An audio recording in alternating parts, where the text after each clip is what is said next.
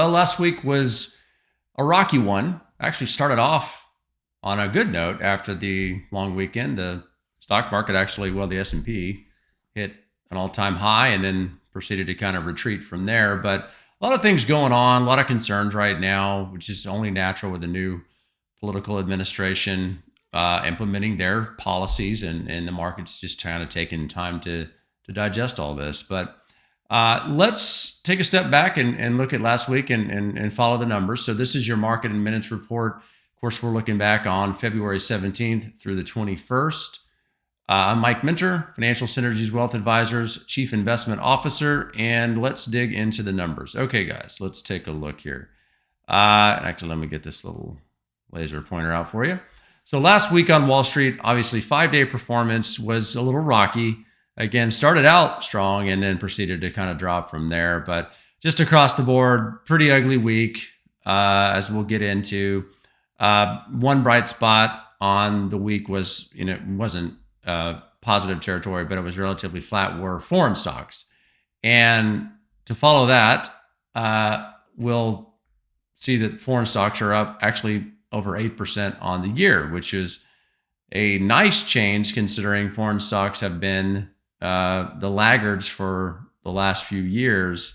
Well, probably even further back than that. It's been a long time since foreign stocks have actually outpaced the U.S. So I know we're barely into the year here, but that has been a nice rotation to actually see foreign stocks show some life and produce something other than a ho-hum return. So that's a nice bright spot in an otherwise kind of down week.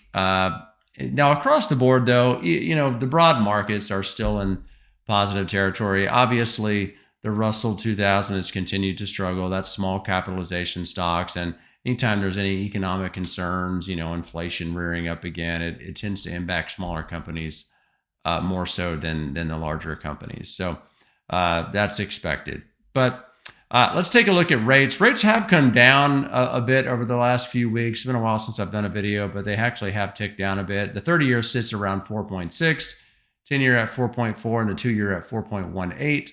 And a 30-year mortgage has kind of been stubborn, sticking right around this 7% mark, which again is not exactly what home buyers had hoped for when rates started to actually come down, and they just haven't really budged, particularly on the mortgage, 30-year mortgage. So again, we did start off strong. So the S&P hit a new high and then it slipped back. But following the long weekend, the President's Day holiday, stock prices were largely range bound on Tuesday, despite some intraday volatility. And then stocks edged higher, shaking off some new tariff talk and disappointing housing starts data. The S&P marked its third record close of the year on Wednesday. And then on Thursday, stocks were under pressure from the start of trading after a weaker than expected outlook from a mega retailer, that would be Walmart. The update reinforced some concerns that the economy may be slowing, and the selling accelerated on Friday. Pretty ugly day, honestly, on Friday, after a consumer sentiment survey showed investors are unsettled about the inflation outlook. So inflation continues to be an issue, which is no secret. Friday's decline was the worst of 2025 so far. So not a great way to end the week for sure.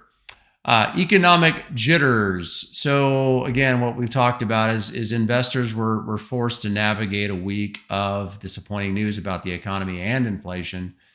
First, traders were surprised to hear about slowing demand at the country's biggest retailer. Again, that is Walmart, which soured the outlook for the consumer and the economy.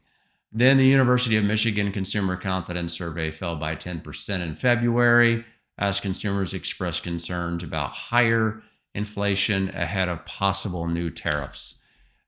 This combination prompted investors to move into what is known as a risk-off position before the weekend. So again, none of this is super surprising given a new political administration, new policies. There are a lot of things happening very quickly, which is Trump's MO. That's the way he works.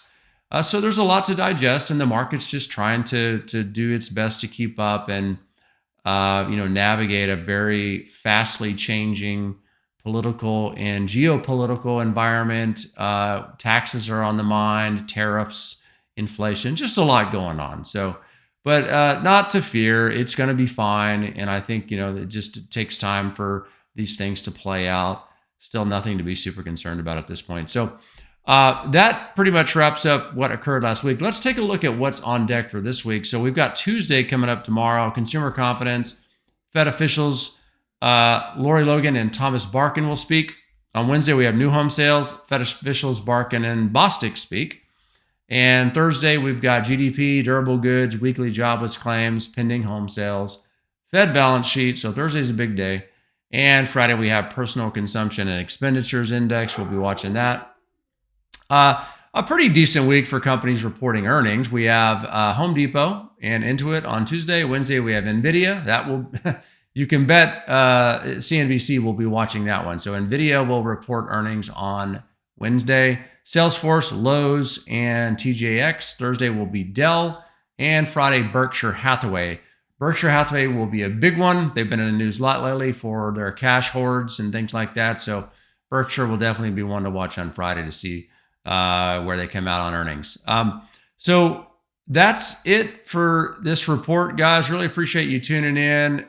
Here's our contact information should you need to get a hold of us for any reason. Hit that subscribe button down below if you haven't already. Get all our YouTube videos as they come out. And I will leave you with a little disclosure here. But other than that, guys, have a great week and we'll catch up with you soon. Thank you.